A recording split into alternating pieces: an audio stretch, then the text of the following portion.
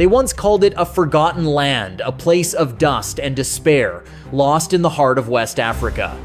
A nation with no coastline, cracked roads stretching into the horizon, and dreams buried beneath decades of struggle, that was Burkina Faso.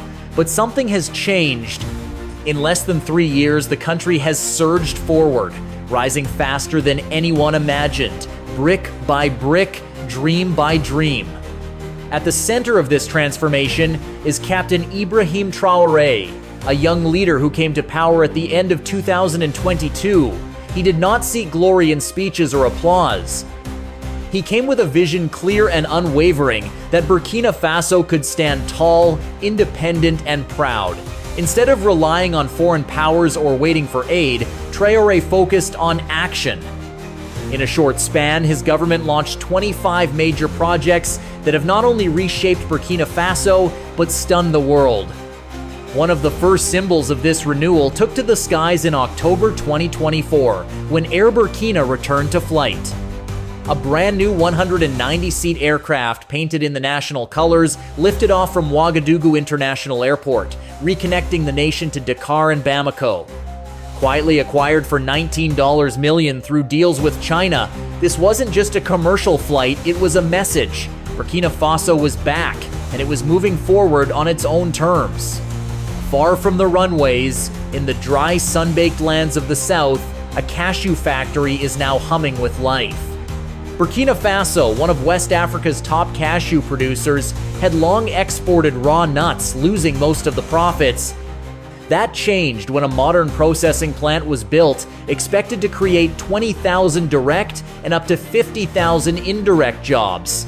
Farmers now have more than crops, they have opportunity. For the first time, their work stays local, their efforts rewarded, and their dignity restored.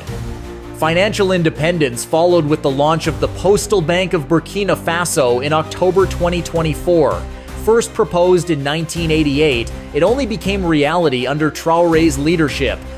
With an initial fund of $25 million, the bank serves those previously excluded women, youth, and farmers, offering savings accounts and small loans.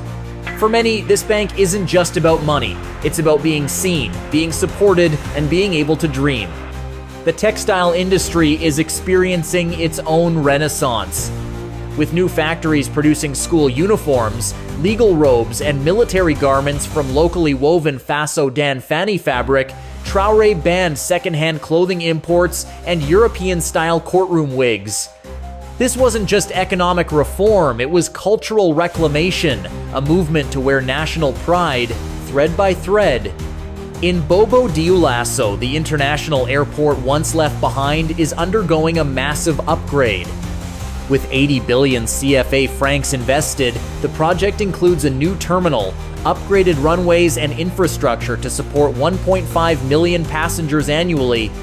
Burkina Faso is building gateways to the world, not just roads to its borders. Farming, once seen as a last resort, is being elevated to a profession of pride. Over 400 tractors, motorcycles, irrigation tools, and seeds have been distributed, and $200 million has been invested to train 20,000 young farmers in modern agriculture.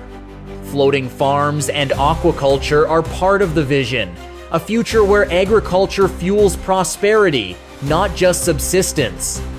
The capital, Ouagadougou, is also being transformed. A new international airport is rising 35 kilometers northeast of the city. Designed to handle 1 million passengers annually and powered by solar energy, the eco-friendly facility sets a new standard for infrastructure across Africa. In a bold geopolitical move, Burkina Faso, along with Mali and Niger, withdrew from ECOWAS in January 2024 and formed the Alliance of Sahel States. This alliance aims to create a shared bank, stability fund, and biometric passport system, marking a clear departure from dependency and a step toward regional self-determination. Amid ongoing conflict and displacement, 1,000 new social homes are being built across the country, transforming temporary shelters into lasting communities with roads, utilities, and public spaces. For thousands, these homes offer not just shelter, but dignity and a sense of belonging. The country's road network, long underdeveloped, is undergoing a revolution. From 1960 to 2022, only 3,600 kilometers of asphalt roads were built. Now, the goal is 50,000 kilometers. With 900 construction machines purchased and a national effort underway, Burkina Faso is laying the physical foundation of unity and development. In Bobo Dioulasso, a $253 million dry port is rising to combat the challenges of being landlocked.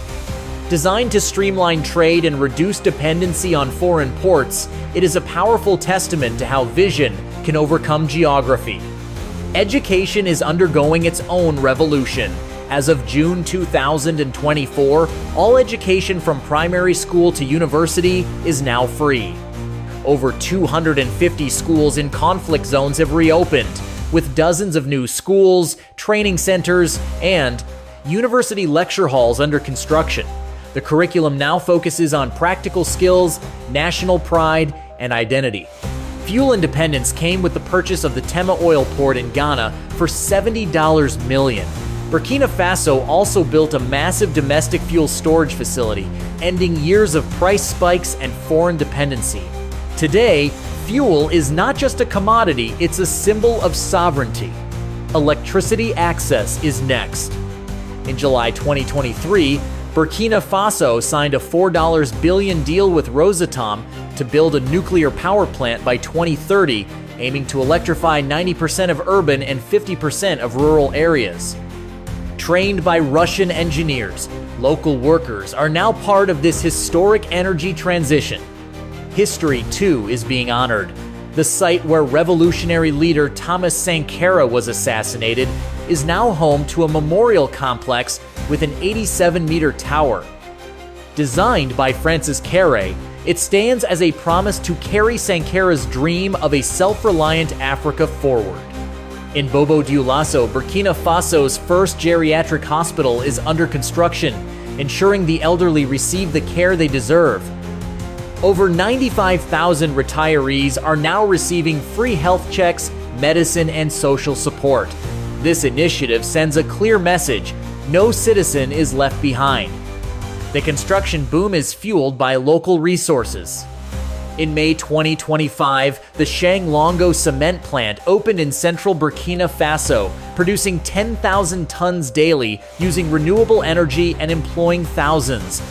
It reduces import dependency and builds national strength from the ground up.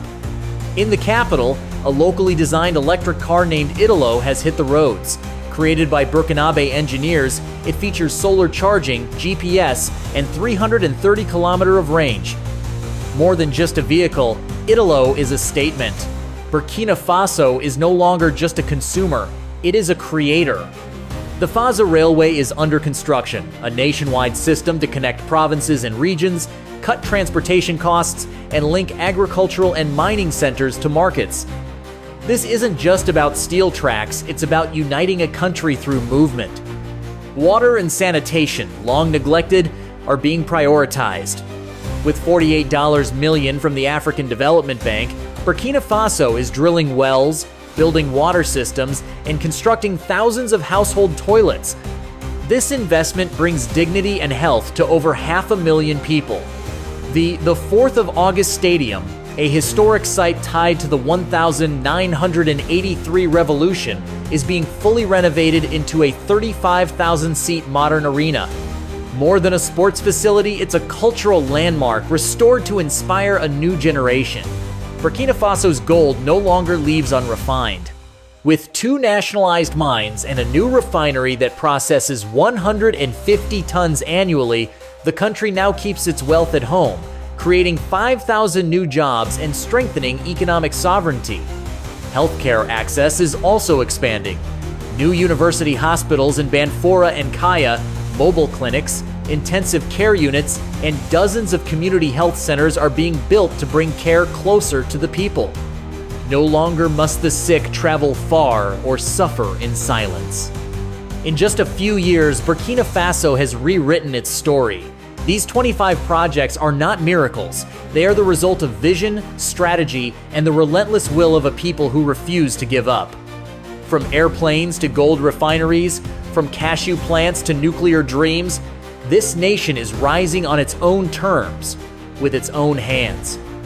Burkina Faso today is no longer a footnote in global affairs. It is becoming a beacon for what is possible when a country believes in itself and dares to build its own future. This is not just Burkina Faso's story. It is Africa's story, an awakening, a movement, a promise. And it has only just begun.